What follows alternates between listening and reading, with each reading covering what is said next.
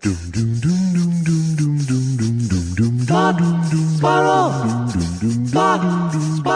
2 Jews, 2 mics, 2 hours, starting now. Welcome back. Bum, bum. Your brother was your ticket out. Welcome back. Cuckoo. How you doing? I'm doing good. Back to the grind, huh? Back to the grind. It was very funny when you said that to me. I said that in a text message to you, something to the effect of the grind, but I've been napping. Now it's back to the grind. Yeah. That I totally, unlike when I'm in town, I did nothing while I was on the road. Nothing. Right. Unlike when I'm in town. Right. I didn't make any appointments. I didn't order booms. I still haven't ordered the boom yet. That's all right. It's for your comfort, not mine, frankly. Boom, boom, boom. Can I do that song? Boom, boom, boom. Let's go up to my room where we can do. I stopped myself there. I'm glad. That's called policing myself. So I had a wonderful time in Canyon Point, Utah. At the I guess I could say it now. Amangiri, like I was hiding it. I was kind of hiding it. Did you see how I discovered it though? With just from your the name of the lake and your MP3 tag. I didn't know that's how you discovered it. That is how I discovered it. But there's a part of me that was thinking he might appreciate this place more than me. Even you seem to. If you had money, you would do a thing like this. Ouch. What? What did I say? What's wrong? If you ever had a day in your life that you could approach to having the kind of a comfort that my brother could provide, you'd take advantage of it. I would be bored out of my tree for a full week there, but a couple of nights there sounds nice. I think you're right, but 5 nights was okay. You know what? Because it takes me a long time to unwind. I mean, it really takes me a long time to unwind, and I may not have unwinded or unwound at all. Yeah, I don't. To that degree. I don't actually imagine you unwinding ever. Yeah, but that's the character that we're describing. The truth is that I'm a man or a human of some type, and I will respond to the stimuli. No, I think you can. I think we have to, but I think you can be relaxed and still wound. Is how I picture you. That's true, but I will say one thing that to me would be. I'm not saying I'm going on private planes, even though I've requested it to my brother. No, I'm not saying I'm taking I may never take a private plane again. I only took one private plane before this, like I'm trying to justify my brother's wealth. I only took one private plane before this. So I don't know what people have. And that was nothing like this. That was nothing. And here's what I'm going to tell you is the greatest thing about it. It took off at an airport called Burbank. Bob Hole, whatever the hell it is. But you get the tail number of the thing, right? They give you the tail number. And then we get to we got there to go to the airport on, the private plane was going to take off at 11:25 and they picked us up at 10:30. Now, in other words, I'm already nervous. How can you possibly do that? Right. How can you be so close? 'Cause it's waiting for you. And that is the most amazing thing for a worrying OCD person. So we get to the gate. They go, okay, hold on. We'll let you in about 5 minutes. We're doing something. And for those whole 5 minutes, I couldn't stop my mind from going, we're going to be late.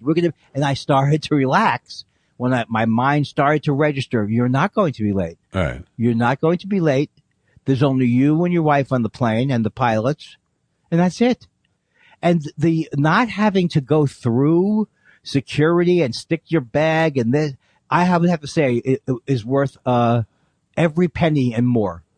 Of someone else's money, for sure. Of somebody else's money. That's how I did it. I did it with Segura's money that time, and it's a delight, for sure. Right now, and when you go, it's particularly amazing for me because I mean, you would think I would know how much tension I'd have at the airport, but I have to tell you, Josh, I was in that car. I knew we were there, but every 30 seconds I was going, should we call back and see if I didn't say it, but should we call back and see if they're still going to let us on? That's how much I don't trust. I know. I've been around. I have been around your airport energy, and I imagine that it's a whole different world for you. That you can't. I mean, plus we're rusty too. Oh, that's the other part of it. The rusty part was what gave us, got us barely to the airport because Susan and I both have the same problems with the packing and everything. I left a bag. I left my third bag of toiletries. My third bag of toiletries. I left it on the couch. Ouch. The flight is so beautiful. So that's the thing. The whole idea that you don't have to worry about what's going in the outside pocket. Once you realize that, once you get that message, and if it ever happened again, I'd be ready. Yeah. But it is so amazing. And just on the way back, I mean, it just takes that whole part of the trip out of and for a traveler like us, that's a nice thing. Absolutely. And it just proves the old adage that if you throw a shit ton of money at a problem, you can solve it. Yes. It seems simple. Right. And, now, it's hard to not have guilt, but that accompanies everything I do. The flight itself, it's like a small jet. It's an Amber. You know what I was flying? It was an Amber Lebronagich. Unbelievable. Had two engines. The T-27? Yes. No? And so there's like 8, like I say, there's like 2, 4, 6, 8 total seats in the plane. And, every beverage you want. Okay, why don't we get off the flight part? Oh, okay. I gotta tell you one thing. Let's go off the flight question. But I just want to say, it was the most beautiful flights up and back I've ever. Did they go over the Grand Canyon for a large portion? Yes, we went on the Grand Canyon on the way up, and they're not kidding around with that canyon. That's a big canyon. The thing is, it's deep. Yeah. And then I saw this Lake Powell. And wide. Much like the mighty Mississippi. And the river. Are you doing a song? Is that a song? Well, the River of Jordan is deep and wide, coming for to carry me home. Please don't. In a lot of ways, people are going to be insulted by what you're doing to religion with your mocking thing. So, that view, I've never seen a view like, or been that comfortable. You know me. I'm not a religious singer. I'm a spiritual. That's true. You do celebrate the spirit. Lake Powell, which I was supposed to go on, which I didn't go on. Yeah. Lake Powell was absolutely beautiful from the air. Have you seen any of that? I don't know that I have. And so when you get there, everything is just beautiful. There's no jet lag. You get there, everything is beautiful. There's these formations which were caused in the 14th century by stalagmites that came down from Mars, ancient aliens. They found this out for sure. Noam Crosby State Park. Noam Crosby State Park. They've proven that this was from ancient aliens. You see those shows, Ancient Aliens? I've seen that there is a show, Ancient Aliens. I've seen it. And apparently all these things were built from space. Why does it look so good? Space. Yeah. They could take a step back. We're having a fox hunt in our house. Is that really true? Yes. When you go for the fox hunt, what are you hunting for? Foxes? Yeah, yes, I am. And why are you killing foxes? Because they're wily little bastards. Are they tasty? No, but they make a nice stole. But that's not, you don't do that anymore, right? You don't wear things like that. I don't wear things in general. Okay. Is there anything I saw like a woman would have a thing. I said, that's a thing. And they said, no, that's a smaller thing that's still done. You can make a thing out of skin if it's not a seal. Like a leather jacket? No, like a leather jacket, but it's not. It's like a smaller animal. It looks like a stole, but it's made of a mink or... No, it can't be mink because that's where this all started, right? Well, it's fur in general is kind of the problem.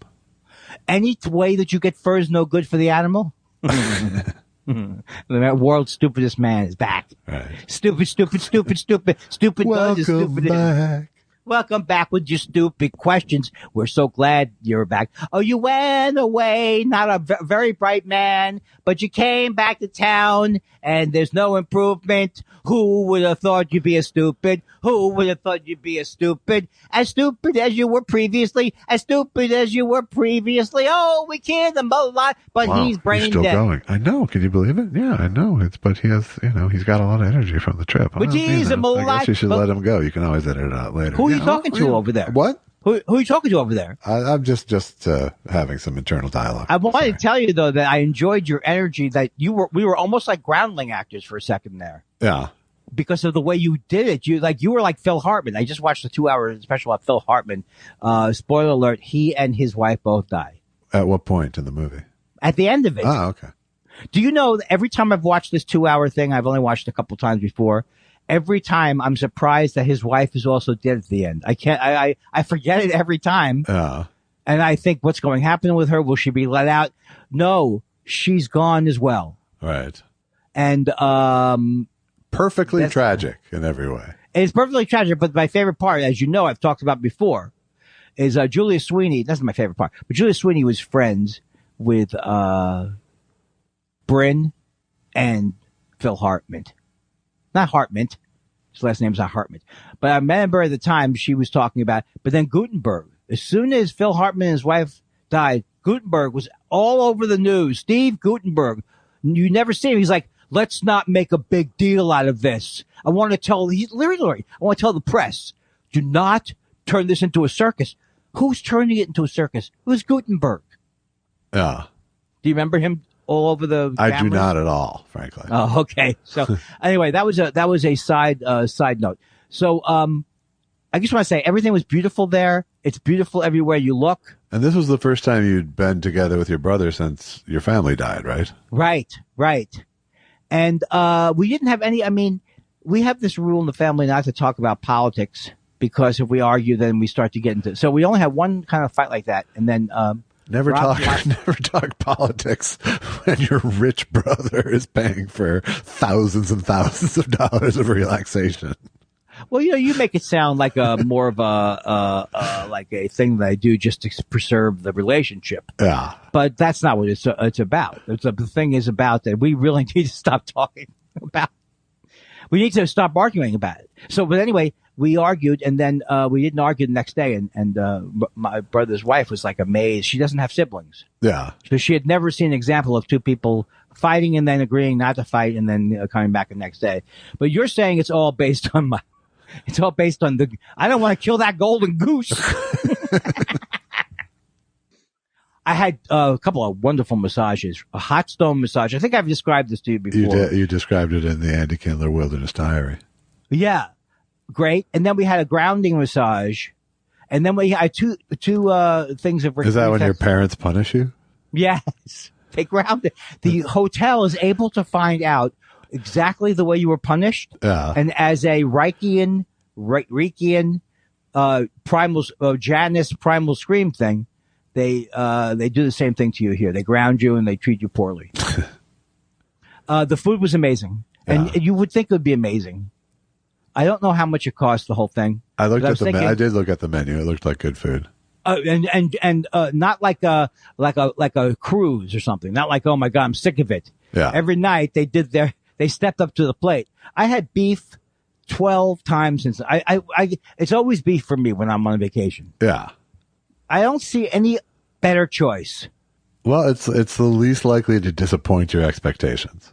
Yeah. So it just shows that I'm a boring eater. Uh-huh. And, so that was great. It was so beautiful. So I think I was able to absolutely relax. But also you have to realize it's the first time I saw my brother, and although I'm not saying you have to realize it, but it's like, I think we did pretty good. Yeah. I think we did pretty good with it. Good. We talked about we had one night where we were like kind of drunk and we were having fun remembering our parents and all the hilarious things they would do, like punish us. Yeah. But it's good to get the family feeling, however you can. It was so great. It was so great. And who's that from? So great. So great. So great. That's one of my characters. Yes. Right? So great. So great. Okay. Who is that? I don't know. Maybe Eddie. Paul Schaefer. So great. No, I'll figure it out. And but here's the thing. They went on death-defying things that we did not. Like, we were supposed to go on Lake Powell. Yeah. And it was supposed to be like a 5-hour boat trip. Uh-huh. And then it rained the day of the thing. Uh-huh. But they wanted to go on it. And they also wanted to kayak through the one part of the lake that you could kayak through. Yeah. And then I'm sorry, I'm still waiting for the death-defying aspect of this. You going on a lake? Okay, it shouldn't be. It should be because it's a lake, right? No, okay. Day one, she took a helicopter up to the top of a mountain to do yoga. That to me is death-defying. Okay, I'm not with you, but okay. In other words, you'd have no problem with that. No, I mean the yoga part, sure. Or you could do Pilates. I'd be more likely to do Pilates. But I was scared when I was going. I was like, I hope they get back. I hope they get back. I don't like helicopters and I don't like riding on them. So I think that is truly death-defying. And when you look at the mountain looks like it's 3 feet by 3 feet. It's like a big thing. Yeah. And it seems like a wealthy person thing you would do. Right. Get up on that mountain. So that's the only thing then they went horseback riding. I wouldn't do that, but I've done it. So that's not really death-defying. Right. I don't think anything was death-defying, but it was raining that day. So they first canceled the boat trip. And then we said, Susan and I were high-fiving. We're not going. We don't have to go. I don't have to go. And then they turned around and said, we're going. And they ran off and went. And we said, no, it's okay. We'll stay here. We just stayed there. So we didn't do anything that would have required effort on our part. That's good. We just relaxed. And it was really, really wonderful. Except you're right, though. It's hard to relax. And I don't think I ever fully relaxed. Yeah. Well, that's an expectation. But it's not. I mean, I'm not. That's not a criticism. I'm pretty incapable of. I'm a bad vacationer. Yeah. Like I like traveling to do things, like having a mission to travel, like a show or a movie to shoot. Yes. But I don't find travel inherently relaxing, even though that's not so much travel as it is just planting yourself in a place. And certainly those things that were of advantage of the private plane, they really did make everything so much better. And it got me to observe. I know, it just was great. It just was really, really good. And thank God I got to see my brother. I don't think I'm going back east, though, for Thanksgiving. Yeah. And I don't know why you didn't ask that, but I just don't know. You know, I'm thinking about that was the first time we've seen anybody. And I don't feel like I got COVID up there. I didn't spend time near people. Yeah. And I think that's it. Anything I've missed about it? Did I miss anything about the trip? About the trip? No. Yeah, I mean, I've covered it on my. And even you said, like, as if you normally don't say positive things. You said you were enjoying those. As I said them. I don't know what it is. You know, here's the thing, Josh. I still every moment of the day have this weird energy of wanting approval, and it's not getting better, but it's getting. It's not getting worse. Yeah. Or maybe I'm just aware of things more. Yeah. And maybe everybody would be aware that this would be the first time you got out of town to see somebody after your mother and sister died. That type of thing. But you'd think about it. Yeah, I mean, I think every situation is loaded for you, though. Right. It's loaded, but there's a certain clarity when you have one sibling left in your life and you you can relax a little bit from the initial tragedy. Right. And start to realize, you know, it's not like I never realized this, but I love my brother. He's my only blood like that. And, there's no reason. And we both, you know, like his wife was saying, why, you know, didn't want us to be arguing. Well, she's right. So we weren't arguing. Yeah. But at a certain point, you're not Kindlers if you're not arguing either. True.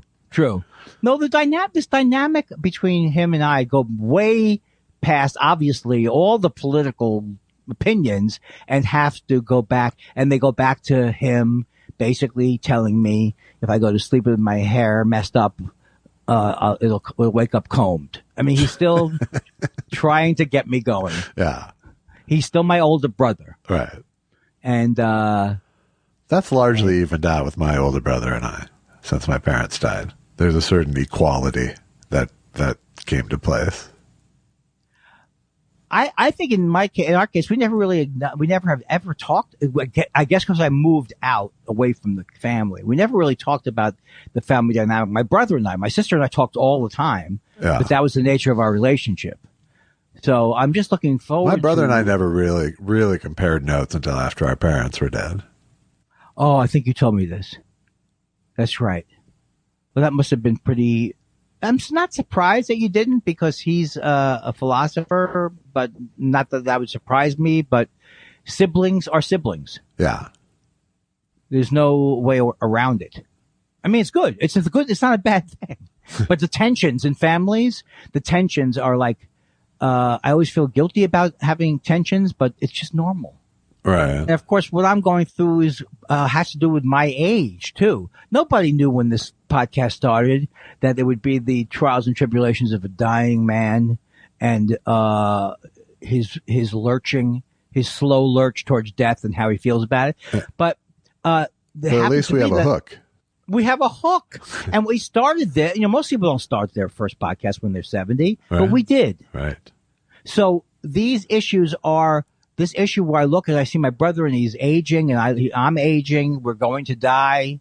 These are things like, I'm not saying we have to say that every time, but it starts to get you thinking and all of that I think is good.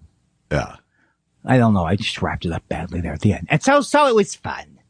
I was on a Zoom with my brother yesterday and, we just look hilariously alike. Are you looking at me now? I don't ever look at you now. No, I'm not. And I'm glad that we decided, because remember I wanted to look at you again, and it's been so good that I don't. Yeah. It was good. I was good. Jen and I used Zoom and looked at each other when we talked last week, and I think it was good because she and I haven't ever talked that long. Yeah, that sounds right. Sounds right. I think we kind of know each other's faces at this point. We were talking about people. Oh, I forgot what I was talking about. Oh God, it's happening, Josh. That's all right. We're between topics, I think is what happened. Oh, okay, that's good. Yeah. All right, so we. The only thing that happened, I got a jury summons while you were gone. Are you kidding me? No. Where is it? Is it the Clara? They want you to go to the Clara Shortridge Center? They do not. They want me to go to Van Nuys, which is very nice. That's so great. The first time in 7 tries. Can I tell you, Josh? You're not going. You're probably not going to delay it then, right? I did not delay it. I said yes. And what was weird is that I got it like first week of October for the 3rd week of October. That's when my jury duty was supposed to start. I'm going to delay it though. You're going in. I want to delay mine. Yeah, no, I'm going. I'm doing it. Yeah. And there's a good burger place near there in that area. But, there's also my house. I can just go home. You're going to go home? Oh, I mean, this makes you almost want to get on a long trial. No, still don't want that because I got to go to Minneapolis at the end of the 2nd week. So, so you're kind of doing it with the folks. Look, folks, if it gets close, right? They're going to tell you it's going to go into the 2nd week. What are you going to tell them? I got to tell them I'm going to tell them from the beginning that I have a hard out. What a horrible system! Can't there be some kind of other system for this? People are paid to just be in the jury. That sounds like a good thing. I'm actually if I get on a case, I'm looking forward to being able to wear a mask and have my face do whatever it wants to during a trial. Why is it us though? Because we comply? They have to be on our ass every time? It's not right. Yeah, I don't have a... It used to be you get it once every few years. That definitely is true. Well, but that's what's happened. I mean, it's been a few years. Right, for you. But I get it once every year, no matter what. Well, no matter what. So who am I complaining? Stop with the vote. Stop with the voting. You know why? It's my constitutional duty to do it, and I'm very proud of it. And you get to meet so many people who are so into government service and doing the right thing on a trial. That's what I like about the jury system. You meet these other people and go, whoa, this must be a good system. If these people are saying things like, I need to get out of here by tomorrow at 2, guilty or not. Hey, don't you find that's true? At least they showed up. That's true. But don't you find that people are looking to violate one of the many rules? I love it for that. I don't love it, obviously, but I mean, the fact, like this time, the fact that it doesn't involve the subway and all that bullshit.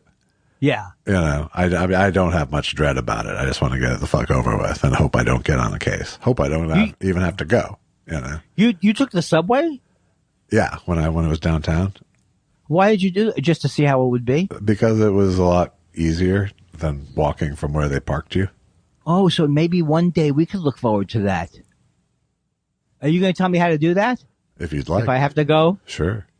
You park in Van Nuys somewhere, right? I went to Universal and parked there. Oh, because you're fancier than me. Okay. Yeah. Is that faster from Universal? Yeah. We could do this on our own time. There's no reason to subject. Van Nuys, you'd have to take a bus, then the train. I don't want to either way. Yeah. I don't want to go. But, oh God, what a lucky man you are. Yeah. Well, what could it be? I've been on 5 juries, Andy, so. Such a lucky. Just how lucky I am. You're a blessed man. No, you are. They have your number down at the court building. When all else fails, I don't think there's a lottery. They know, get Weinstein down here. He can do it. Get that voting car registering motherfucker down here. We do everything that brings attention to ourselves. We register our cars. Yes. And we report where we live. Just keep confirming our address to people. Will you stop doing that? I'm beginning to think that we're tipping people as to where we live. By saying the word address? No, by saying Van Nuys. A lot of people didn't know. We've said Sherman Oaks like 350 times. That was a lot. I've watched enough true crime to know that that's just a way to get you off the trail. Uh-huh. I really live in Glendale. Uh-huh. And if only. I got to sneeze. Don't go anywhere. I guess it went away. Your I'm about to sneeze is almost exactly the same as your panicky noise. I'm going to sneeze. It could be the end of the world. I just want to say, apropos of nothing, I don't think I can't watch Colbert anymore. I just can't watch him. He's like a wise ass. And it's like, there's something unfriendly about his whole delivery, which I never saw before when he was hiding behind the character. Perhaps we've talked about this, but it's like, it's almost like he's hiding unpleasantness. Yeah. I can see what you're seeing. Yeah. He's angry. He seems like, I kept thinking, he's going to be great because Letterman and Carson could both be extremely warm and interested in what people were saying at times. He doesn't seem that way. On camera only. Seriously. Yeah, but what do you mean? I mean, both Johnny and Dave were like unapproachable pricks off stage. No, but when you're evaluating the show itself, the point of the show is you want someone who's going to be curious. Yeah. That's why you don't want a Jay Leno. I don't, it's hard to know what doing a show in your house for a year and a half without an audience does to your delivery too. Oh yeah, that's got to hurt. Well, I don't think I don't watch anything really. I mean, I really don't. I don't even dip into those shows anymore. Well, I've never watched Jimmy Kimmel, so I was thinking maybe I should watch a little of him, but, in some ways he's the most palatable personality. Because he just keeps it chugging along? I guess so. Yeah. But I mean, because Colbert is super arrogant, like you said. Does that bother you about it for you too? Kind of. Because there's no sincerity and the no point is there. How's everybody doing? Because you never believe anything he says. Because he did the character so long. But yeah, he's also a especially formal person, I think. What's the word? Formal. Oh, formal. That's right. Yeah. He's not loose. Yeah, that's probably a good word for it. And then anyway, let's not pick on him. There's so many people like Corden, James Corden we could pick on. Well, you've got bigger Chapelle fish to fry, you said. Yes. Now, this Chapelle thing, did you see it? I did. In fact, because I did, and after you said you watched it and wanted to talk about it, I can officially use this. Homework. We should do homework. We watch a movie, then we give our take. I should know this song. You don't have to. You don't have to. Just pretend like I just played it. I have to because I have to, Josh. But you, I have to listen to Jen. You should. And how was the reaction to everything? Also, I want to hear. I can say to myself, it's Monday morning. We haven't had any. Yeah, but I keep thinking you're on a phone. I keep thinking you're some kind of a phone getting like the first results back. Yeah, no, I'm not on any boards about our show. Yes. So I'm willing to do this any way you want. You can start, or I can start, or whatever. Well, before we start, let me just once again thank Jen Kirkman for stepping in, and I had a great time talking with her. Thank you, Jen. You are not just the light of my life. You're also, oh God, I can't come up with anything sincere. Something sticks in my throat, but I was so happy that she did it. And then check out her new podcast, Anxiety Bites.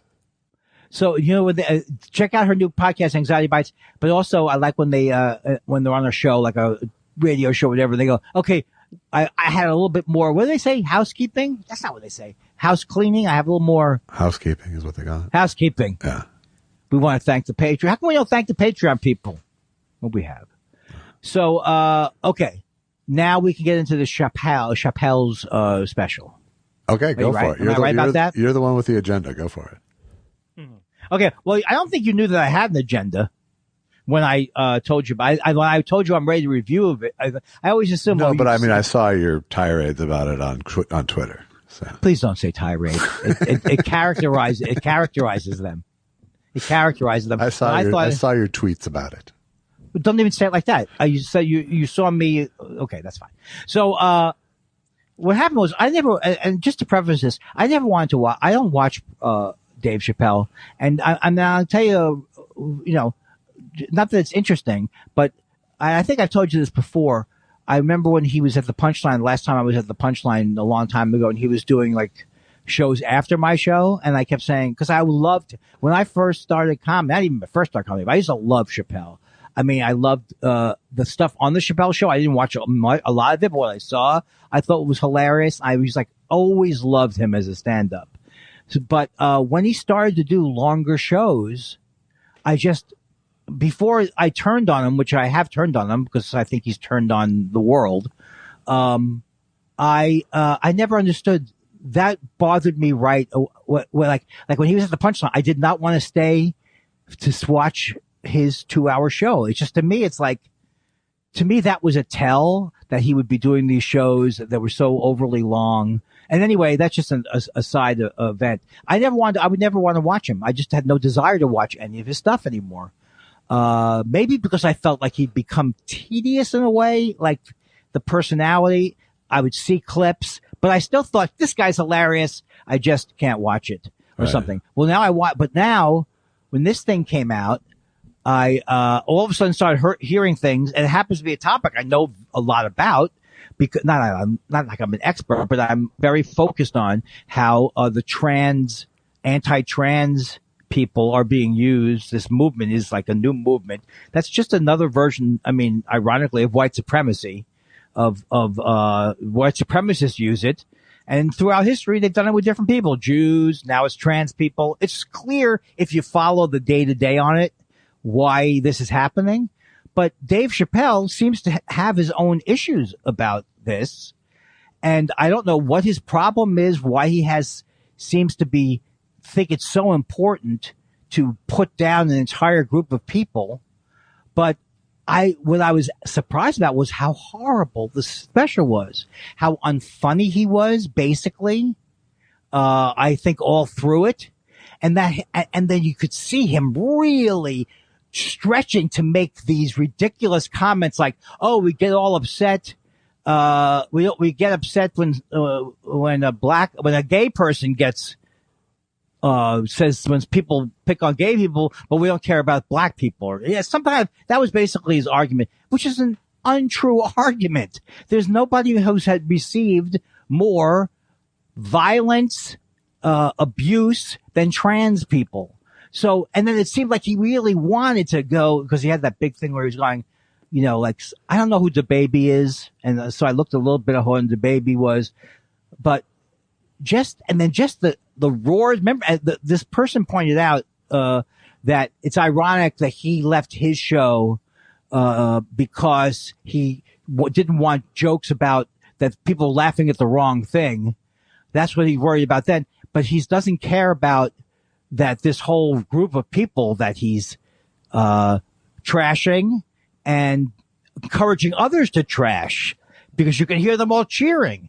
And then behind it all was just hack, terrible jokes. Adam's apple bits. Every bit he had about all of his bits, I think, were pretty horrible on the show. Either they were just bad, or I didn't understand the DaBaby thing. But I just think it was like he's making a decision to go in with like the Joe Rogans of the world. And to me, it's very clarifying for comedy. It's like, okay, these people are full of shit. They try to take over comedy, or they try to do their canceling thing, because that's his whole thing, canceling. He's not canceled. Nobody's canceled. He just made a very unpleasant special about his obvious hatred of trans people, or is obviously something. And then these ridiculous anecdotes about the relationship that he had with this one trans. It was ridiculous. I mean, I guess I'll pause and give you a chance to jump in just because I'm flapping my gums. No, but I have to say, I don't think I've ever agreed with you more over the course of a diatribe than this particular one. That's what I will add, and I think is what it made me feel was like something that I've felt over the last few years, which is there's really nothing worse for a comedian than to have a legion of fans in this day and age. Yes. Because it puts them, especially a narcissist. And this whole special was an exercise in narcissism. It was all him mounting a defense for things people had said about him from previous specials. So it was this self-referential clusterfuck to begin with. But when the Joe Rogans of the world or the Chapelles, and there's more of them, when someone gets that kind of cocoon of approval around them, it gives them the opportunity to bring out the worst parts of themselves and have people cheer at them just so they can tell themselves they're right. I could see that. This is like, as you say it, this could be like there for the grace of God go I, because I could see myself when I'd be having arguments with Gervais, and it's like you just get into this very much, I want people on my side. I want people on the, and so if you start to get into this where you're playing to the crowd, it's just, you can go back to Pryor, it was bad for Pryor to be as big as he was. He turned into a horrible asshole, and then set himself on fire and changed some, And he wasn't proud of the fact that he said it. He wasn't saying, yeah, that was I'm the rebel who set himself on fire. I mean, this also comparison to Pryor is like, I guess it's just part of what's done all the time, but I'm sorry. I'm so anti Chapelle now that I don't even want him to be compared to anybody great, but he has been a great comedian. No, I think he has been a great comedian. And if you go by my, look at their best hour ever barometer, then he's up there. But that's besides the point, He called himself the GOAT. Yeah. Now, when he called himself the GOAT, I know that he's kind of kidding around, but it didn't seem like he was kidding around. No, I don't think he is. And I don't think that the world is telling him, aside from the reaction to the special and various other blowback, which apparently penetrated his narcissistic radar. That's the message he's getting. I think he got $1 trillion from Netflix. And for a second you had me thinking about putting that deal together to say it couldn't be $1 trillion. But it could be $100 million. I think he did get $100 million for 4 specials or some shit like that, Netflix has a reputation of throwing money at things and not understand. I think they as much as I think do understand things. I mean, I think they're my favorite cable thing to watch and stuff like that. Yeah. It seems like they don't necessarily get it when it comes. Well, maybe they just think they want to pay that $100 million and that's what they want to do, I guess. Yeah. Well, I mean, I think it's, it's been part of the baffling part of their business plan, but when you look at it now, you go, oh, well, there's really going to be 3 companies or 4 companies competing for everybody. Right. Especially that now that another 2 agencies have merged, major. William Morris? CAA and ICM. This just shows you how out of the loop, I never claimed to be in the loop. I don't even know what these companies, I don't think I know anybody at ICM. I'm not talking about who's represented. Anybody who works there, or why would I know them? So did this just happen over the weekend or recently? No, over the last couple of weeks. Wow. Okay. Yeah. So, but yeah, I mean, in terms of my take on the special, it's very close to yours. It was, I really kind of went in hoping to have some level on which to go, oh, well, he's trying to make this bigger point. But no. Yes, that would have been good. He just has a fucking problem with gay and trans people. Yeah, and he brings in J.K. Rowling. You go, oh, they're trying to First of all, it is infuriating that he thinks J.K. Rowling was canceled. Right. I mean, that's a little insulting to even say it, but it just shows you that, he doesn't know about the issue. All he knows about the issue is that he read the dictionary definition of a woman or something.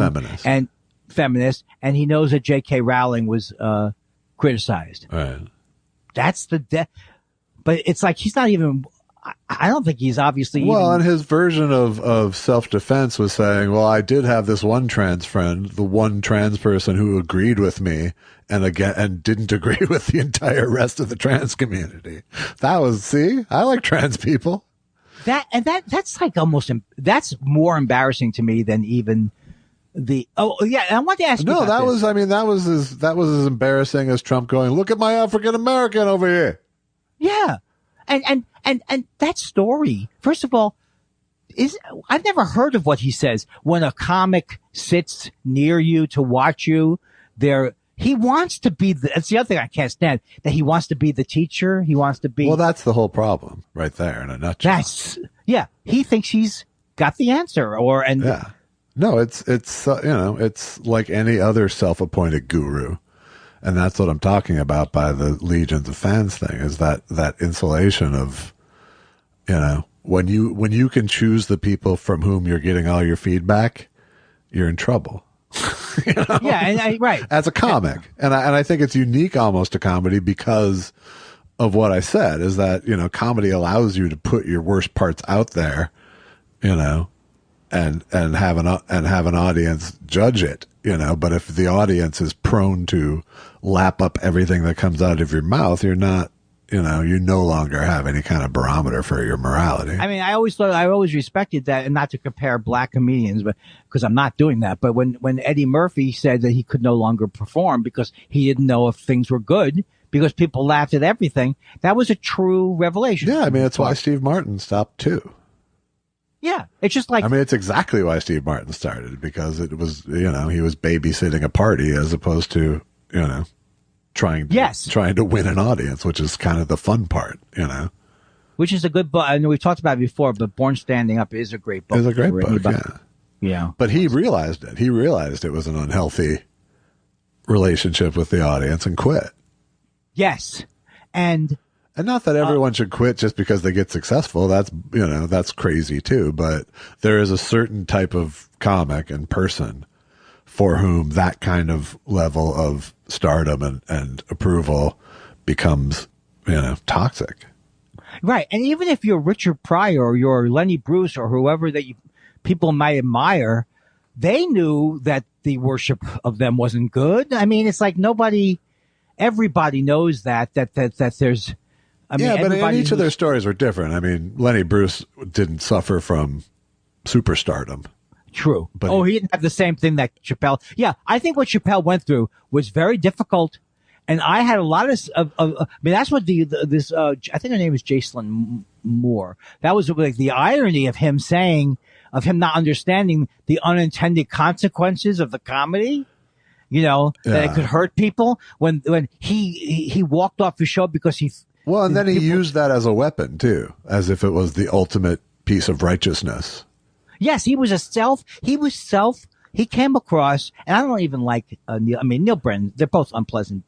I mean, I didn't think Dave Chappelle was just unpleasant, but Neil Brennan has always been kind of an unpleasant person. But it was always like, Dave Chappelle was kind of like blaming Neil Brennan. He's part of the problem. And I kind of bought into, because he's hilarious, I kind of bought into the drama around it, which may have been that there were good things. I mean, that he did leave for the right reasons, and they did have. And I don't. It's not a question of, at the time. Yes, at the time, I got it. And I saw what he was seeing in terms of the wrong kind of laughter coming. But like you said, and like others have said, what's different now? It's just that it's not about black people. Right. That wrong kind of laughter was because of black people. Yes. And when he would try to get up on his high horse about don't tell me about, I don't know, I'm not saying he was comparing himself to Martin Luther King and Muhammad Ali, but when you bring them into the story, right. As they imagine if he, I don't have to tell you that it's not this. It's not a similar and the situation. comparing the Caitlyn Jenner can change her sex easier than Muhammad Ali can change his name. 60 years apart. Yes, it wasn't exactly a great analogy either. No, and is that the big problem with the Caitlyn Jenner? I mean, it's like he's so. And here's the other thing: I get the feeling that he's so much like he's like a recluse. Even the stuff about COVID. Why don't you talk about the fact that you did shows during COVID? I mean, there's no responsibility at all. He still seems to think that he kicked COVID's ass, or he makes jokes about, I don't care if everybody has to die from being, but he doesn't address it at all. He doesn't address at all anything about why he got COVID. He just acts like a recluse, genius recluse guy, right. And he has an entourage, and he walks and he's completely well. And the leader teacher thing is especially, I don't know, crooked, because there's nothing of value for people to hear there. Yeah, and it's also, I never heard of the thing. It goes, it's always known that younger comics come to teaching or whatever the hell he was trying to say. And also, this is the thing. This is a national special. We call it going to school or something like that. Yeah, going to school. Right. Yeah. Going to school on you. Yeah, no, we don't. No, we don't. We don't. I've been a comic for 35 years and we don't. He just made that up. That's not a thing. Yeah.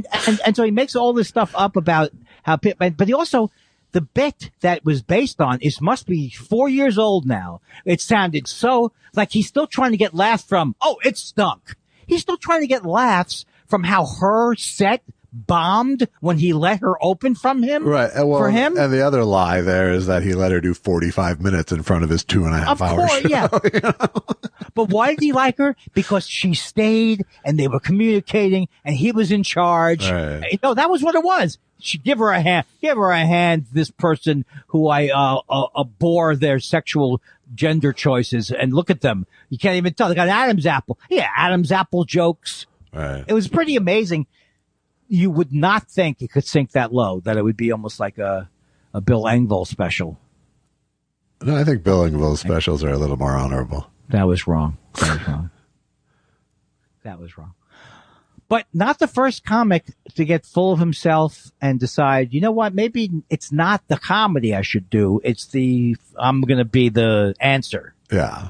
Also, Josh, these things where he starts talking about the gay black people, it's like a hack bit about his version of what black people are when they're gay. I don't even understand the image he was conjuring up. But the 70s gay guys. Yeah. You know what? It felt like a set in 1989 from somebody to me. Yeah. And the glory really hole. Did. And I'm going for it throughout the thing. Yeah, he kept saying, I'm going all the way. And like numerous times. And, his decision to deploy the N-word in every possible situation he could is just a decision, And it's like the same thing with the glory hole thing. Yeah. What a horrible bit. Well, yeah. Just a horribly constructed bit. Yeah. But all of it sounded like it could have been from, one of the East Coast hate guys from Legion of Skanks, from the Legion of Skanks. Well, but I mean, from 1988, I'm talking about. Right, right. You're right. It does have that. It does. But see, what you're saying is exactly the point in many ways, because that's what Joe Rogan, all of these comedy store, I'm not putting down the comedy store as a thing, but this whole, we're dangerous. Yeah. We're not afraid to put down, what, you wearing a dress? Which this asshole wearing a dress? Are you a man or a woman? Hey, that's basically the kind of, it's right. Dice. It's basically dice. Yeah. And it's the same thing that, the Republican Party stands for right now, which is let's celebrate the worst parts of ourselves as our main focus. Oh, that's why you had people like Charles Murray, who was some, I think he's the bell jar racist guy. You got all these people congratulating Chapelle. What a great special. You don't want those people. You don't want the KKK guy to be liking your special. No, I have a friend who I don't want to out in this conversation necessarily because I haven't had the conversation with him yet, but he seems to be very pro the special. So I'm very interested to see the conversation we have. Is this somebody I know? Well, obviously. It's like there's someone you know, yeah. No, but the other thing is this. I could see how But he's an old guy. Oh, yeah. Well, you do sometimes see with these issues, like, what they're trying to defend is, and this is sad, you're trying to defend that you don't understand what the person is saying that their gender is, so you could just ask questions about it or be curious about it. I think I do think that there is some turf in this if someone wanted. You didn't mean that as a pun. Not TERF in the pun. not TERF in the acronym sense. Yes. But the TURF, there is some TURF here. Yeah. That could be explored if someone really smart did it, whether it's worth doing from the perspective of a cis straight person, I don't know, but there is something about this kind of compromise that we as a society need to come to too, which is there has to be people who are mistaken yet acting in good faith. Yeah.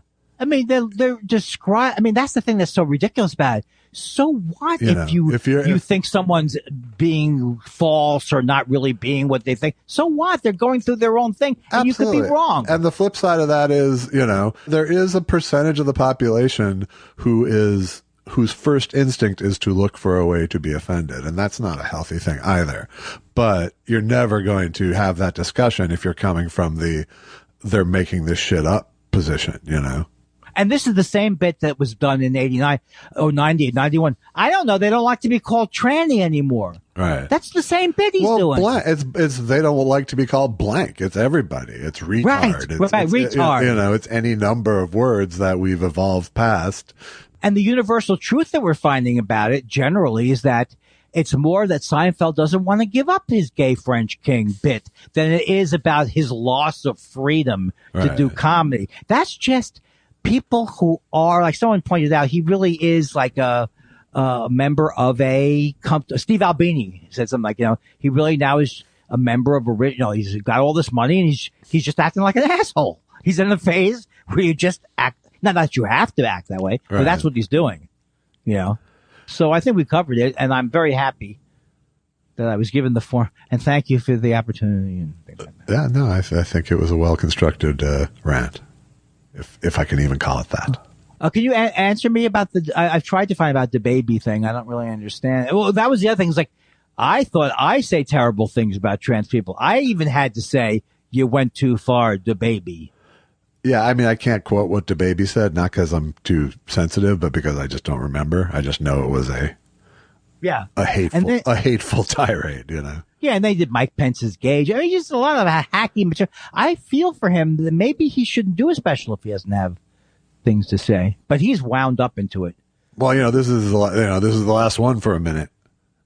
Yeah, he said that. I'm not talking. He goes, this is the last thing I have to say in the subject, as if he's covered it. Right. Well, you certainly dealt with that. You did everything you could. You looked up feminism. But ultimately, it was a special about blowback from previous specials. And that's the whole thing where, like, oh, you know how it is. I'm going to get canceled about these wildly successful people who aren't getting canceled. It's pretty amazing. Yeah. Well, even the people. And then he went. The other night he went to the Hollywood Bowl and got a standing ovation. He's like, if this is what being canceled is like, I love it, or some shit. Hey, how horrible is that? How horrible? What great comedian would you want to say, hey, I'm doing pretty good. I was able to say terrible things, and still people love me. Well, you love me. I guess you still love me. But yeah, no, it's it's fucking Dice, it's Kinnison, it's all these people who've gotten too big for the thinking crowd, Really, it is all not there before the grace of God. I mean, I can understand all of these things, but I feel more. I don't think either of us can say we would be completely immune from those toxins if we had mega success, Oh, absolutely not. And I could see even now, it's like anytime where you feel like you rely on, hey, I'm pretty goddamn good. I don't know what the thing. Any time you get into that mode, you got to watch out. What am I doing? It's like you doing jokes about your assistant or however. However, Eddie Murphy could say, "Well, I'm not going to do this anymore. I'll do something else." Yeah. Not that he did that. I mean, I think Eddie Murphy also has issues about not wanting to be seen, or it doesn't seem like it's a fun life. His isolation. I don't know. I think I get the feeling based on how he describes it, like it kind of is. Yeah. Like he doesn't like doing stuff and he doesn't. Right. And then, yeah. So. Yeah. And you can quibble. I can quibble with his movie choices and stuff, but Well, it's ridiculous to quibble with anybody's movie choices. Well, yeah, as a general rule, you are correct. If you have movie choices, you take them. True. It's true. But don't you, like, when I see Patton, I don't, I am not on the bandwagon where it says celebrities shouldn't do commercials, because obviously I would do one. But it's just like I always look funny. Like when Patton was doing Little Caesars, there's a second where I go, oh, what's going on there? But not Caesars. Caesars gambling. Oh.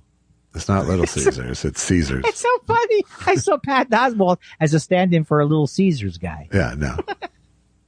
Yeah, I know that, and I like the other guy too. And I would actually say of the comics who have legions of fans, Patton probably handles it as well or better than most. Yes, and he's had his issues over the years, but look at all the stuff he's gone through too. Yeah, tragedies and such. But there's still a holding court facet to Patton. No, but he was always been that way. But exactly, he's always been that way. He's been that way in the early 90s. Success that caused that. No, he was successful before he was successful. Yeah, which is a trait that a lot of people in Hollywood have. That generally almost ensures their success.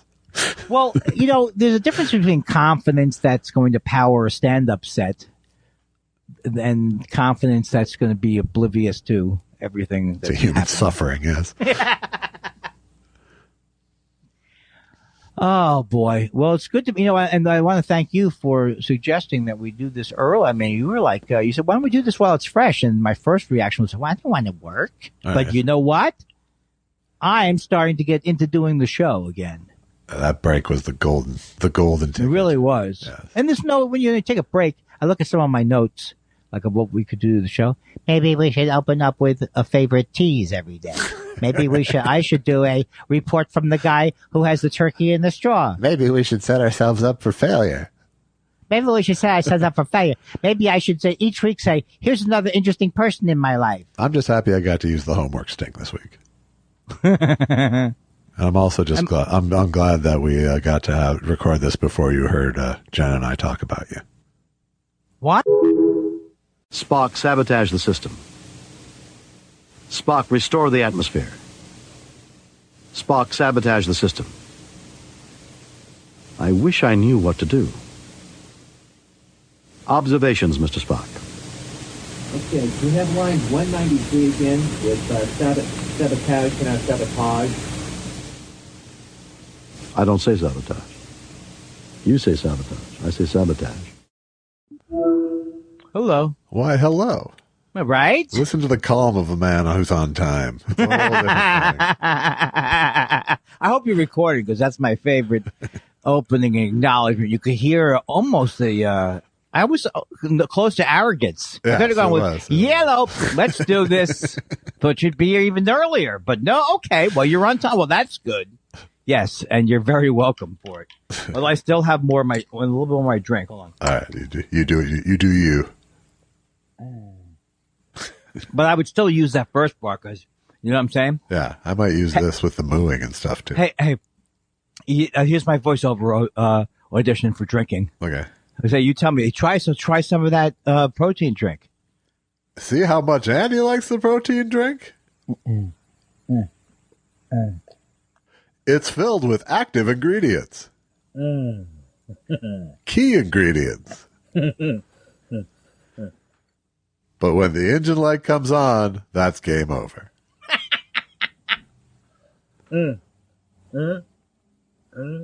What's wrong with that sound even during the podcast? Oh, nothing.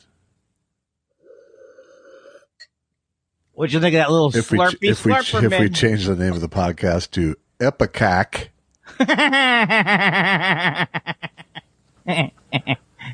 Oh, Epicac almost makes you cough up.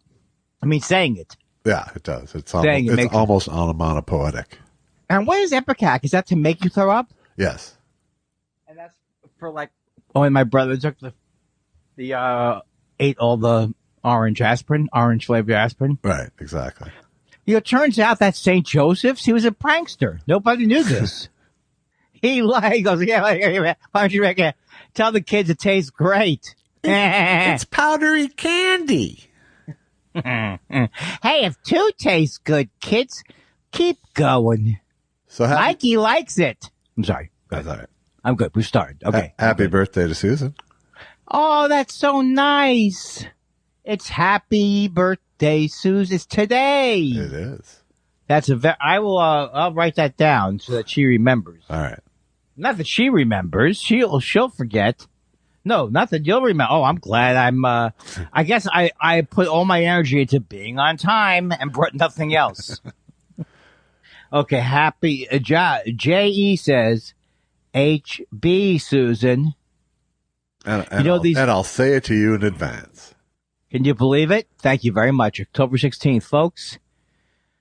And I'm very excited well, I'm not excited, but I did get my, Social Security, whatever it's called, a temporary login thing. Uh-huh.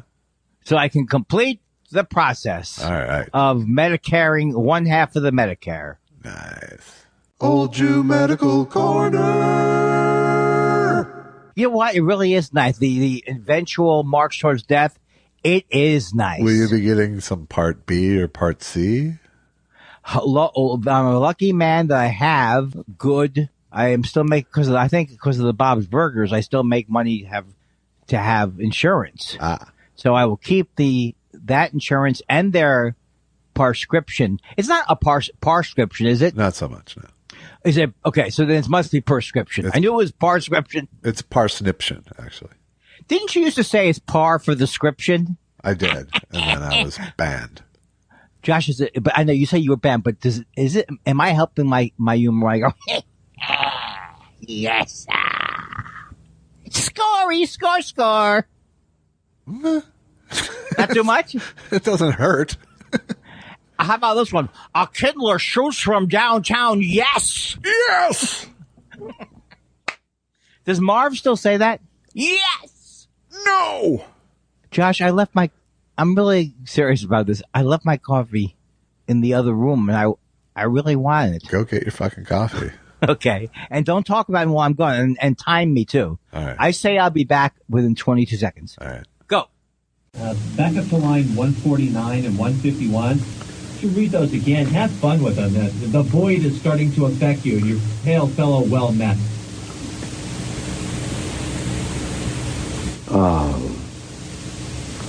Please don't tell me how to do it. It sickens me. Sulu, check him. Boom. Under the thing, right? Right? 39 seconds. Do you know why it was 39 seconds? Because I couldn't resist an OCD. I'll just fill the glass of protein powder with water. That'll be fine. While I'm getting the cup of coffee, too. Great. Nice. Great. I'm glad you'll be drinking something gritty while we're talking. No. I've got the coffee now. No. I just rinsed that off in the sink so that the glass. Are you okay? I don't want the glass to be too gritty.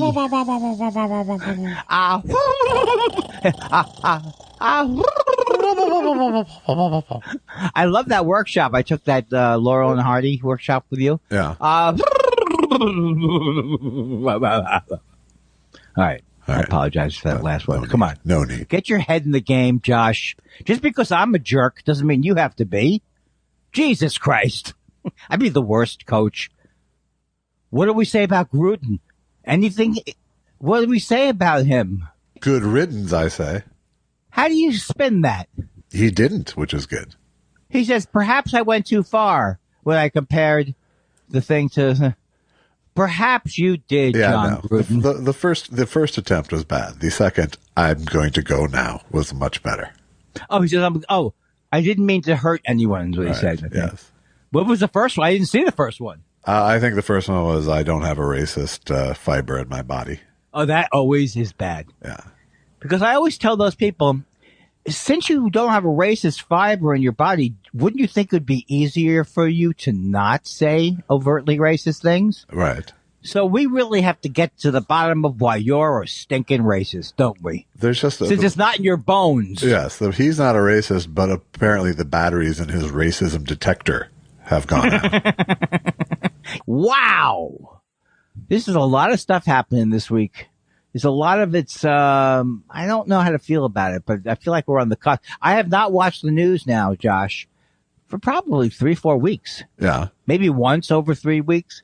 I can't watch the ones like the Brian Williams type shows because those are the wringing your hands shows. Right. You pointed that out to me about my girlfriend. I forget her name now. The girlfriend, 1:00 show. You said was a complaint fest. Yeah, like a complaint fest, right? Indignance jamboree. And you realize there's nothing to be gained by a series of people saying, I don't think the Democrats will pass it, or I think they will pass it. There's nothing to be gained by that, I've decided. And I think you would agree. But why I can't watch any news is weird. Well, you just got overloaded.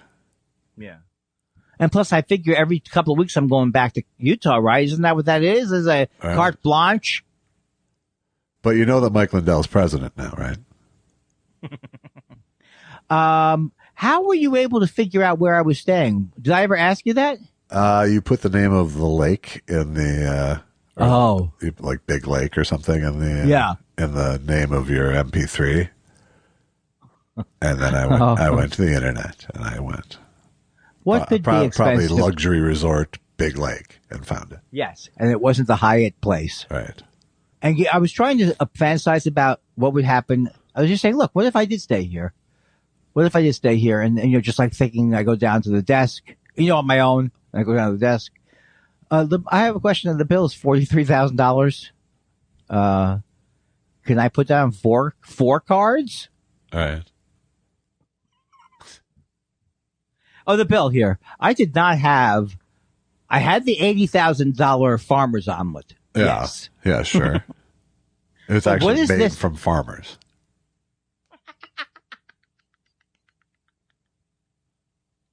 Why would that taste good, though? It's just fun. I think it's a garnish. You put the head of a farmer on the plate. It's part of the farmer to table movement. You know what? It really is. And when you have a certain amount of money, you got to get creative. Yes. Bring me the head of the guy who got me these. How do we justify $3,000 tonight? I would like to say something to the chef. No, please, sir. Please do not. I just wanted to say, I want to make I lost it. Okay. I was going to do a foie gras joke, and then I said, what am I doing? What's the point? Yeah. Why do I have to go? You know what? Maybe Dave Chapelle was wrong, and I'm wrong. No, yeah. Well, thank you for bringing it up. Could you explain that joke to me? I didn't quite focus on it the first time through, so when he kept calling it back, I didn't quite get the premise of that joke. I didn't quite think it might have been a Palestinian thing at first. I'm not sure what the callback was exactly, but I'm not up on all my Jew hatred. Well, it wasn't Jew. That would be one where I would agree with, because I'm a Jew against the settlers. Yeah. But that's not what he wasn't. It doesn't matter. It doesn't matter. It wasn't. That won't save the special, will it? If I find out. If you decode the anti-Semitism. What was it called? Jew spaceman. Some of the Jews from space? No, Jews in space. It wasn't Jews in space, because that's the Mel Brooks. Oh, right. But it was like Space Jews or something. Do you know that his special made me hate inside comedy? And I look, normally if there's 4 references you don't get, I'm like, yes, this is by definition a set I enjoy. All right. But when you go on about the baby, and I don't know, all right, save me out of this. Yeah. Come on, Josh. Yeah, I don't think that was the real. I don't think that was the essential flaw in the special. Oh, come on, Josh. What happened to the old days when you would go, yeah, Kindler, you're on today, Cookie. Call me Cookie. You're thinking of your internal dialogue, not me. I fired my internal dialogue. I was like so excited for like a couple of days until I realized it's all versions of me. What am I going to do? Well, you need an internal dialogue coach is what you need.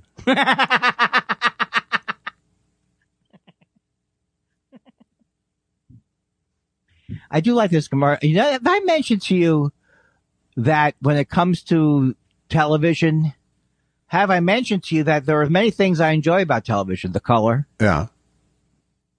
The wonderful camera angles. Uh-huh. But there's one part of TV that I don't cotton to, if that's still allowed to be said. News, apparently.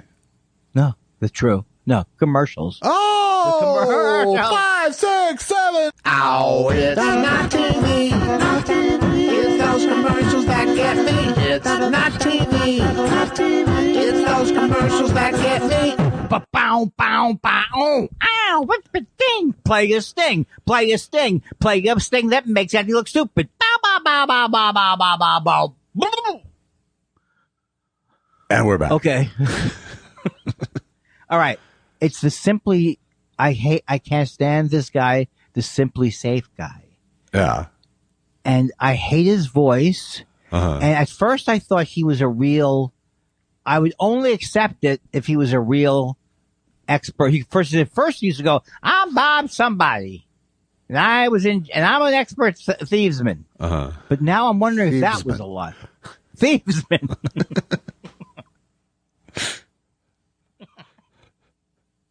He's got like he's got a quote, funny mustache. Uh-huh. Hey! And a balaclava. Is that something that he has in every commercial? Huh? He has that in every commercial? He carries a baklava? No, he's wearing a balaclava. Isn't that a bell? No. What is it? Isn't that the baklava's ringing out? No, that's a balalaika. Yeah, that's what's the difference? One's a mask you wear over your face, and one's a guitar-like instrument. What's the mask called?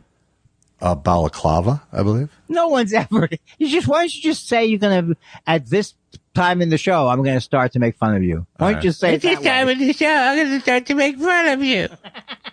That is more attractive than his voice.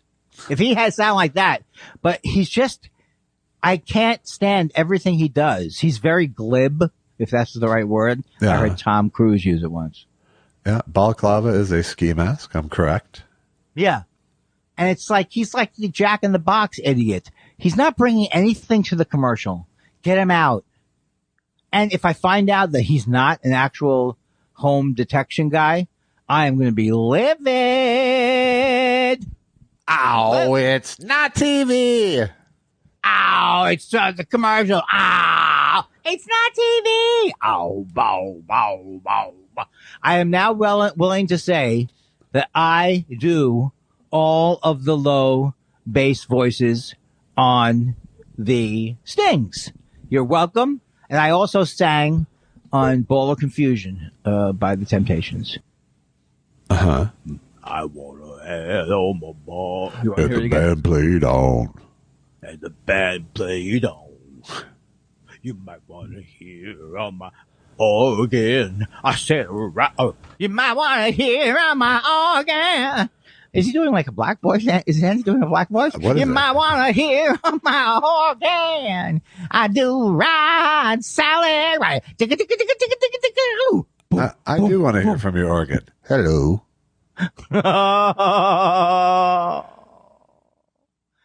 Sad. You know why Trooper, you know why your horrible voice really makes me sad? Because Droopy. It's dead on. Because it reminds me that I didn't like cartoons that much as a kid, too. I thought it reminded you that his penis doesn't work.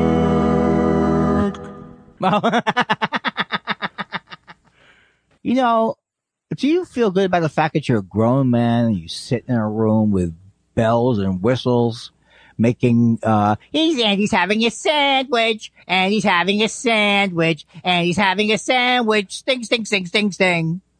And he's drinking something while he's on the air, and he's drinking something on the air. He is a hack who's an amateur. Not worse being called a broadcaster. You okay? I'm okay now, but I am. Actually am. Right. That was a bit. I'm totally good. Okay. I think I'm even ready to hear questions. I think we should.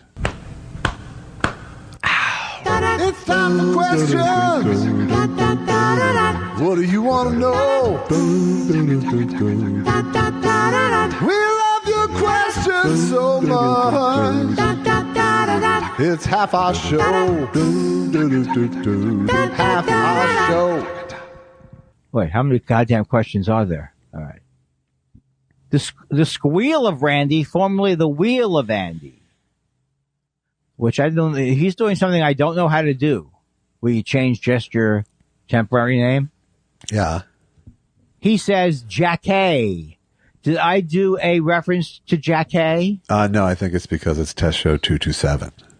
And that's the name of that show? Yes. And that's the name of that show. What was the name of the show? Called Room? No, what was it called? It was called 227. Oh, that's and it had Jackay on it? It did. Marla Gibbs. Ooh. You never watched these shows. Sure I did. Eastside 76's Taxi Driver was the number one movie when I was born in February of 76.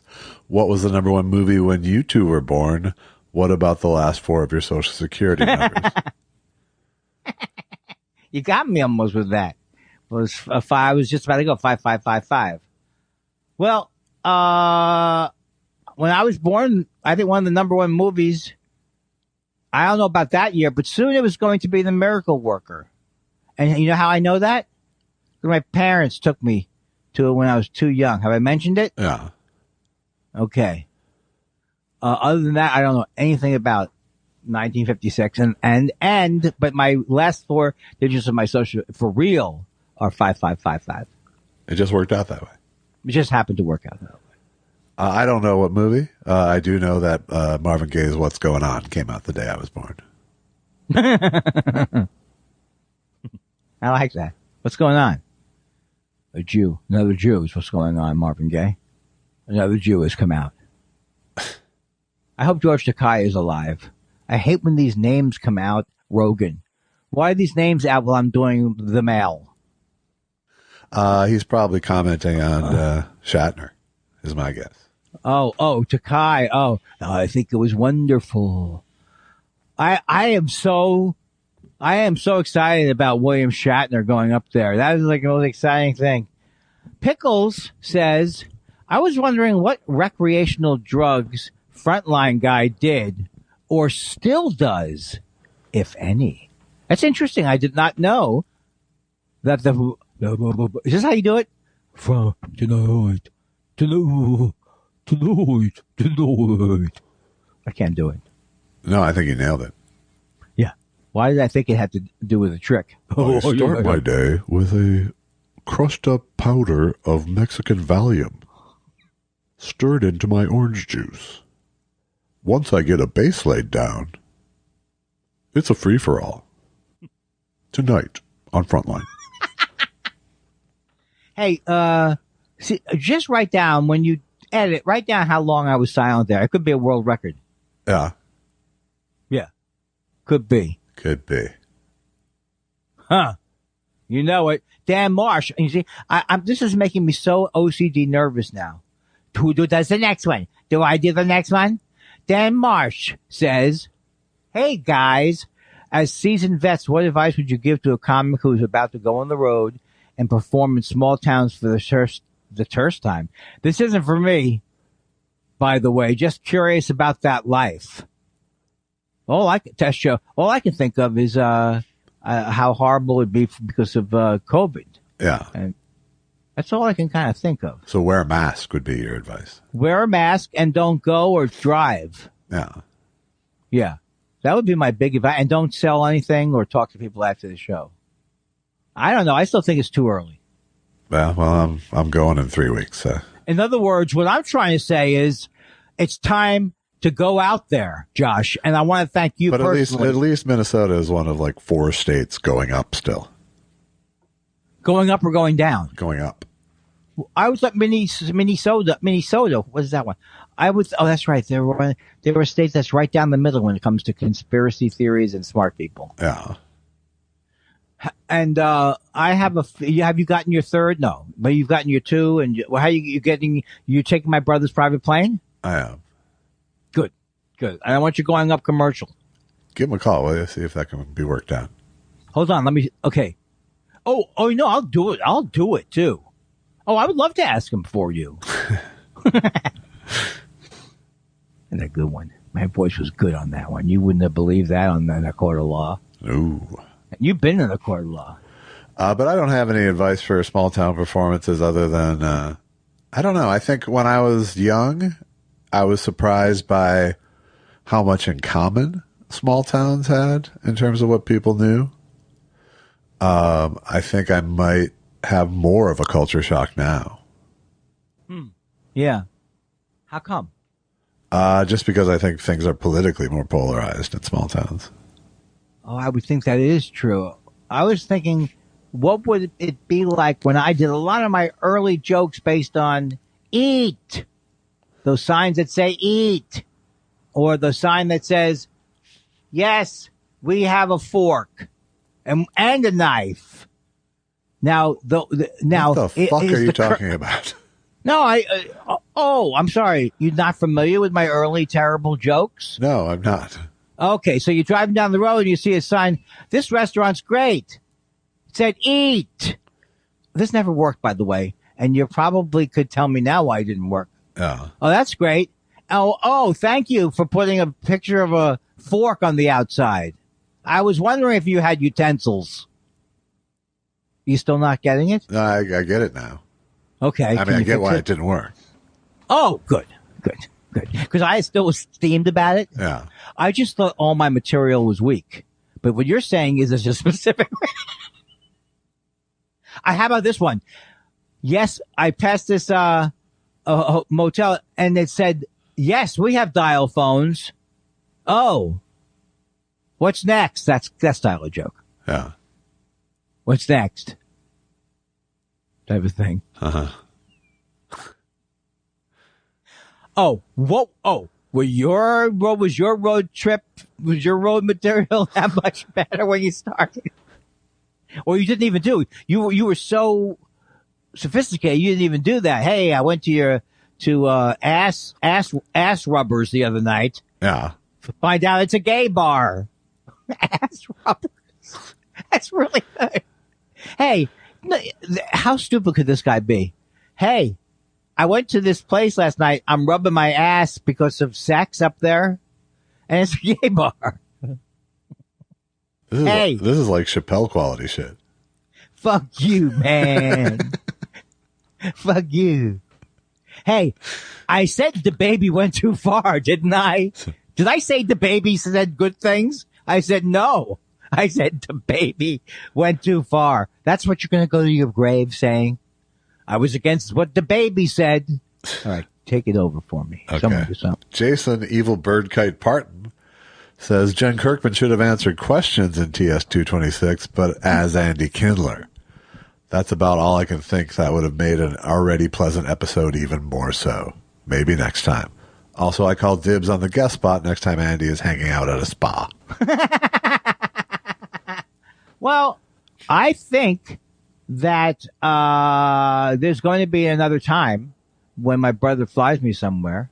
So we should be thinking about what the segments are. What would Jen talk about next time? Yeah. And she can do that a very bit. You write that down, Josh, so we don't forget it. Uh-huh. Wookie Talkie says, I enjoy hearing Jen and Josh speak in their protected identity voices like in a news segment. And do you have a special voice that disguises your identity? Of course I do. I do the DJ voice. Doesn't that? You can't tell that's me, right? 65 degrees. How about I also do a voice of someone who doesn't speak the language? I do not speak the language, sir. Can I have a potato? Get me out of these questions. Right. This is your idea with this question. Tweet Pahara says, be warned, sexist statement ahead. Jen Kirkman has the cutest, sandy, crackly laugh in showbiz. Wow. Woohoo!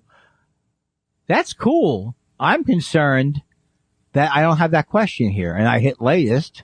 Yeah, it was, the problem was that Tweet Pahara put in test show 267.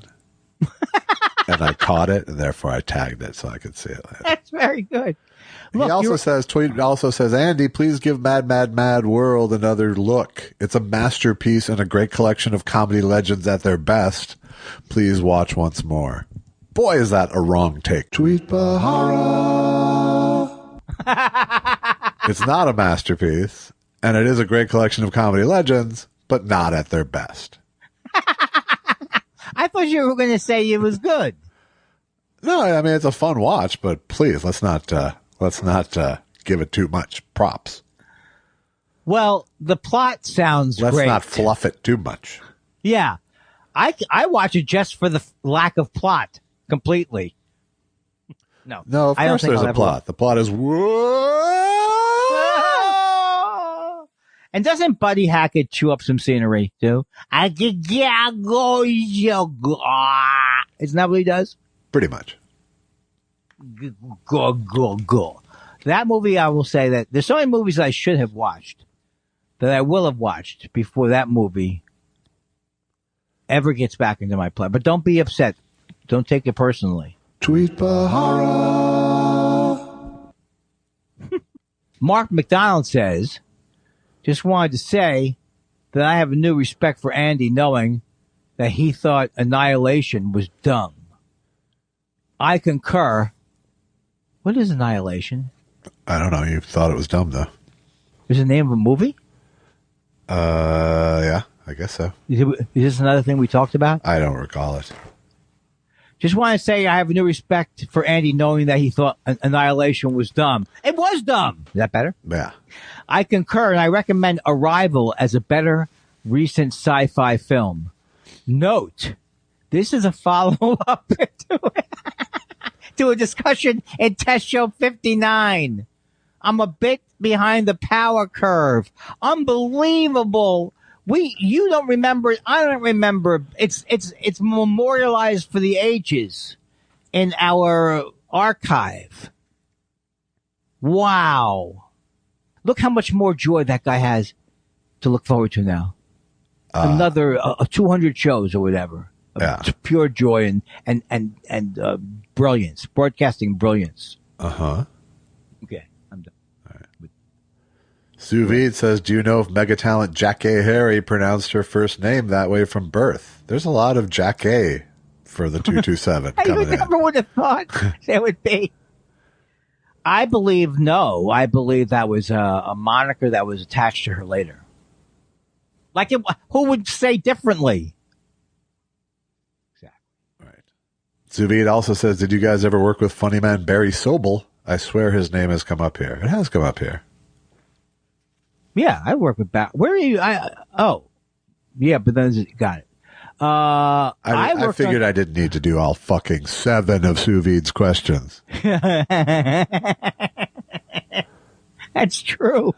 Yes, I worked on Barry Sobel's The Shortest talk show thing, and I find Barry Sobel to be very funny. He can be very funny, and I'll leave it at that. Yeah, that's about all I got on him too. Yeah, but also a 227 reference. Oh, he was on 227? He was, I believe. Oh, I didn't know that. Well, that's going too far. Very, very good, people. Very good. Go for Ben Earhart. Oh, holding for Ben Earhart. I have a rather ghoulish Halloween question. If you could choose how you were to die, how would you want to go? I'd like to be shot with a machine gun or thrown off a building. I don't know why I had trouble with that. Happy Halloween. Keep on spiraling. Off a building. Yeah. Off a building onto your head. I want to die in my sleep. I know it's hacky, but that's how I want to die. And do you think people really do die in their sleep, though? No, I think it wakes them up. Yeah, that's kind of what I think, too. I think it's like this, right, Jack? Hey, what's wrong, Andy? What's wrong? Yeah. The logic is always, I saw him fall asleep, didn't see him wake up, therefore he died in his sleep. Right. I don't know if I mentioned this to you, but I was it's more of like he died in lieu of sleeping. Yeah, and I wasn't even in his apartment, but that's what I heard. Oh, boy. Bandicoot B. Yeah. says, have either of you watched Squid Game? Thoughts? Is it interesting that the most watched thing Netflix has ever produced is a Korean miniseries that was turned down by Korean TV executives for 10 years? Wow. I have not watched Squid Game. It doesn't, it looks scary. Like, I'm interested in the concept of Squid Game, but not necessarily the execution, so to speak. It looks like there's no upside to it, right? Yeah, I don't feel a lot of upside on my end. Yeah. And it doesn't seem like that's not scary. That's not a good Halloween thing. That's like this world is terrible. For Halloween, you want to be scared by, why is that man wearing cream puffs and looks like the mummy? Ah! Oh, it's a pterodactyl who punches people with his tuna fish hands. Ooh! Didn't Seth Dick already have some questions? I don't think so. Oh, I'm thinking Sue Veed. I'm sorry. I always think of you, and I get very romantic about you saying the Seth Dick question. So please continue. Mama Dick III really enjoys Josh and Jen's essential Ted Lasso conversation. If everyone likes it, how good can it be? Mama Dick III loves dark humor, Butterfingers, and getting high to James Taylor vinyl. I can hear Mexico coming from the basement as we speak. Whoa, down in Mexico. Are you telling me I'm supposed to believe that Sue Veed is down in not Sue Veed, that's Seth Dick's mom? Is it Mama Dick who's down in a basement listening to Mexico by James Taylor? Oh, by down in Mexico. I do believe it, actually. Yeah. And it's a good song. It's not a good song, but I do love James Taylor, so I like that song. When I loved him, I even like that song. I've never loved him. It's not a great song. But I love James Taylor, though. James Taylor. Uh-huh. Tweet Bahara says, Andy is in the wilderness in Mormon, Utah. Hell just froze the fuck over. Now, he's saying that, who would have thought, right? I think he's saying that. But when you throw in the luxury component, it makes a little more sense. Of course. Yeah, you don't see me with a sterno can. I'll let you take the next one because you know how to do it.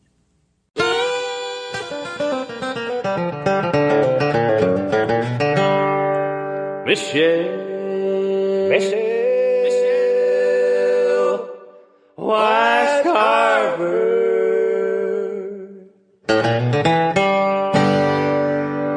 Michelle says, I'm a bit behind in listening to the show, so I'm on last week's. And I swear to God, Josh is going to tell us sometime soon that Andy is in a diabetic coma because he ate too much ice cream and too many bagels. Jesus, Andy, stop that shit. Heart to you, gentlemen. I will, Michelle. I can quit at any time. Like when the coma hits. Look, I've converted completely to gallons of keto ice cream a day. I'm in the zone, baby. I have type 2 diabetes. I have it. Oh, yeah. He's got it. No, I was going to thank you, Michelle, for being concerned. And the other day I was going to send a picture to you, Josh, because they've added, I haven't walked past the ice cream thing again. Yeah. The ice cream truck. But now they have a ice cream cupcakes, cookies truck. And it never leaves. Yeah. And how is it? I'm not going to do it. I resisted. Thought I could trick you. How was it with the arm? You can't get an arm trick with me. Where'd the arm come from? How come nothing? Okay, here we go. Oh, Stephen Elton Yates says, have you guys ever gone horseback riding? I rode a horse called White Man at Big Bend National Park in 1968. Haven't ridden since. That's a terrible name for.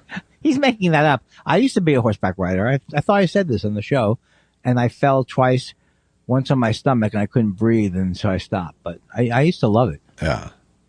I haven't ridden a horse in, I'll say age maybe 14 would be the last time. But I did. I went to a session of a horseback riding camp once. Wow. That's pretty cool. And I like horses. And I Was liked it English saddle or Western? It was Western. I liked spending all the time around the horses when we did the movie. Yeah, you did. You were good with the horses. I don't know if Was it English or Western? I was good with the horses, but I was. But I No, you seem to be nice around them. No, was it English or Western? Do you remember? I told you Western. Oh, it was you talking at the same time because it's how can you not with me? Uh-huh. Wow. Did you think you were going to go into professionally? What, Andy? Horseback riding? Yes. Yes, I thought I'd be a cowboy. I wrote down, I think, on my special skills, I've written down horseback riding. Speaking of special skills, Stephen Elton Yates says comedian David Huntsberger shoes horses.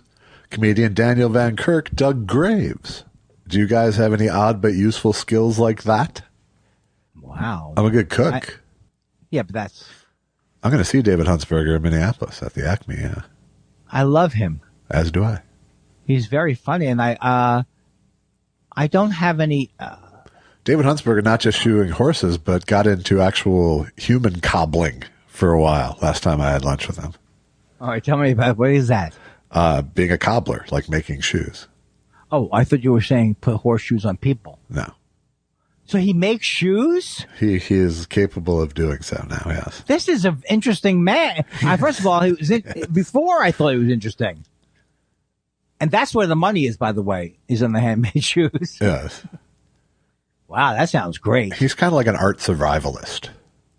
Yeah, and just a sweet guy, too. Really sweet guy. So, put me down for 3. All right. Is it me? Oh, Jordy. Hey, Jordy. Jordy asks, who's that picture on Jordy's side? I never know who that is. That's Farley. Farley, okay. Have you guys checked out Only Murders in the Building? Are Steve Martin and Martin Short on Kindler's list of bad people? Peace, guys. No, not at all. I love both of them. When I see either one of them, and I know they're going to ad-lib whatever, I'm always ready to laugh. Yeah. I love those guys. And I assume you haven't watched Only Murders in the Building. No, you talked about it. I did. Yeah. Did you watch it more? I watched the whole series. And you said it was okay, right? Or something? It was just okay. I didn't, the story part of it kind of blew, I thought, but they're fun to watch. And like I said, when I talked about it, I think, it's good for the small jokes more than the big jokes. Yeah, but in a way, I kind of feel cheated because I feel like the way you describe it, I feel like, well, why even do it? Why even do the crazy premise? Is there a way to accomplish that? Well, I mean, you might like it more since it's very much about murder podcasts, Oh, okay. Well, I have to watch it. You might tune in on that level. I haven't watched that. It looks bad to me. The morning show looks bad to me. I know it was a second season. I watched 1 or 2, and it was just sort of felt like Bad Sorkin. Bad Sorkin. Down. Yeah. But there's other things I do want to say. Thank you, Andy. Julian Valentich says, just saw Eddie Pepitone in Worcester, Mass. on Saturday. He killed as expected, but there was a truly unsettling host for the night. Not haha unsettling either. Any golden rules for the host role? P.S. Andy, it's Valentich like Valentine. Stress on first syllable. Julian Valentich. Yeah. That's cool. Did I mess it up? No, you went with Valentich, I think. Oh, no, Valentich is better. Yeah. Anyway. All I can think of now is who could that host have been? And I guess I could find it on my own. But I never do ask for people when I go, and it's probably to my detriment. I usually don't remember to ask for people, but I always assume that the club owner is going to know. But this sounds like, I don't know. You kind of ran into the wall there. I know. Not only did I run into the wall, I took the air out of the question. Well, here's the thing about comedy clubs is that the MC, and this is an American thing, the MC is always the least experienced comic, and therefore probably the worst person to actually be the host, the true host of the evening, because they have the least confidence and comfort. Like in Canada, the feature act is usually the low man on the experience totem pole, and the MC is more like the feature act, and they do time both before and after the... Yes. And that makes more sense. It does. It does, because it doesn't load up the first spot like, oh, you know. Some people probably don't think they have to even arrive till 8:20. Yeah, that's not what happens, but it can't open the show in a big fucking hole. But I wonder if this was somebody. Okay, well, I'll figure it out on my own. Because any other question I have is, I wonder who it was. Yeah, but it was probably a local MC. Right. Who you wouldn't know. I wouldn't know, you're saying. Would not know. Yes. I mean, I know how tuned in you are into the Worcester scene. Well, there are things you're not supposed to do that, as hosts, that I have done. I went on after the headliner once and got in trouble for that. I mean, I was probably just bad as a host in terms of, not screwing up when I first started. But then, you learn that. If you can't learn that within a few months, you're in trouble. It was Greg Ray. He didn't want me to go. Greg Ray. Wow, I have not heard that name since 1994. Somebody should come on. Greg Ray and I were actually friends. Get out of here. Yeah. Not good friends, but we did hang out some when he moved to LA.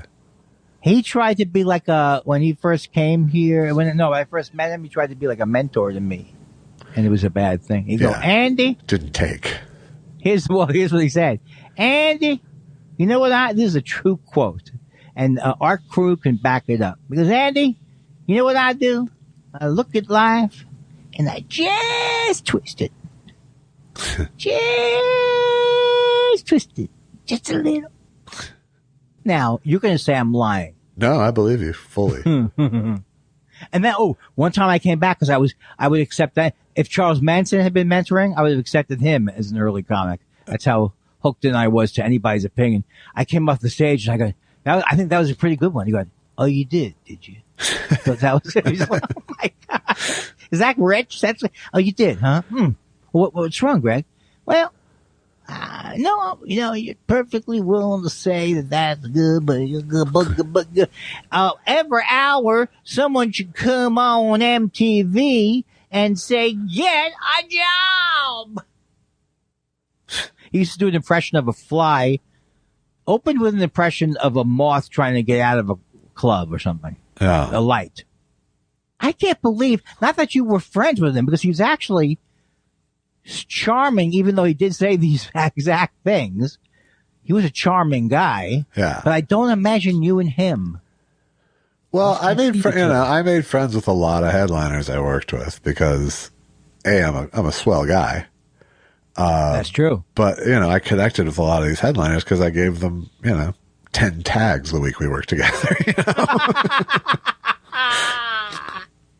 That's hilarious. I mean, that's people. So what did you give him, you son of a bitch, that can encourage him to go first? I have no idea. But that was my MO is, once you see someone's act 4 or 5 times, you have ideas. Yeah. If you can't fix something with duct tape, it's broken. Yeah. I know I'm giving him a Bill Engvall voice. It's not quite that. He wasn't quite that. He was an Atlanta guy. Right, but he didn't have that kind of. Yeah, he was more. I think he was an Atlanta guy who had put on his LA long before he came to LA. And a lot of those guys love that one guy a little too much. That James Gregory. Yes. Yeah. Well, every town has their guy,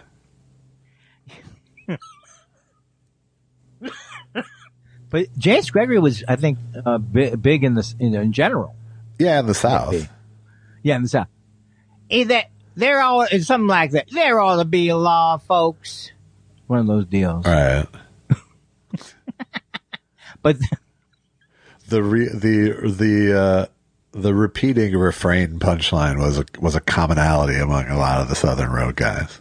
Then it's time for you. And usually there was a T-shirt of it for sale at the end of the show too.